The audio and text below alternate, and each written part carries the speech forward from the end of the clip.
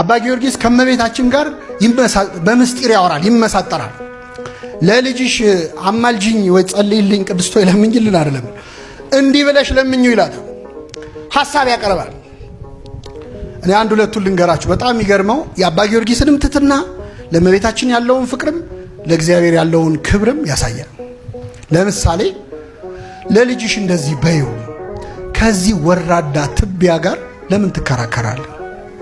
ዝም ብለህ ብትምረው አይሻልም?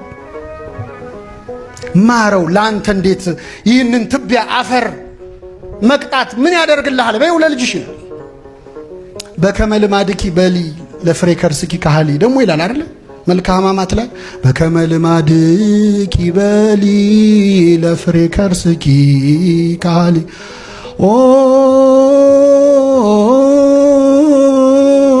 ሩህ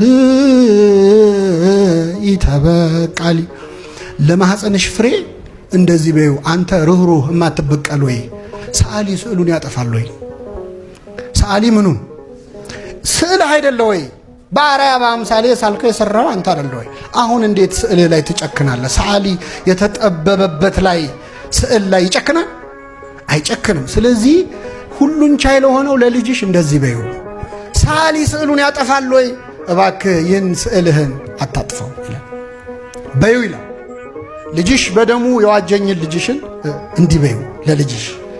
ሰው እንዴት በውድ ዋጋ የገዛውን ነገር ይጥላል ብለሽ ንገሪው ለልጅሽ። በደሙ አይደለ የገዛው፣ ለኔ አይደለ ደሙን ያፈሰሰው። ስለዚህ እንዴት ስጠፋ ዝም ይላል? እባክህ ማረው። እንዴት አትምረውም? በውድ ዋጋ የተገዛ ነገር እንዴት እንደማይጠቅም ነገር ይጣላል በይው ይላል አባ ጊዮርጊስ። በረከቱን ያሳድርብን። ስለዚህ ከመቤታችን ጋር ያለው ቅርበትና ፍቅር ያማክራታል። በስጋዊ ሕይወቱ፣ በመንፈሳዊ ሕይወቱ። በዚህ ዓለም ሰው ከደረሰበት አድርሽኝ። እስኪ በሉ በዚህ ዓለም ሰው ከደረሰበት አድርሽኝ፣ በዚያኛው ዓለም ከልጅሽ ቀኝ አቁሚኝ። አንቺን ከሚወዱ ሰዎች ጋር አገናኝኝ ይላታል። አደራ አንቺን የሚጠሉ ሰዎች እንዳታገናኝኝ ይላል። የሚወዱሽን አገናኝ። አንደበቴን አሳምሪልኝ፣ ግርማ ስጭኝ፣ ሞገስ ስጭኝ።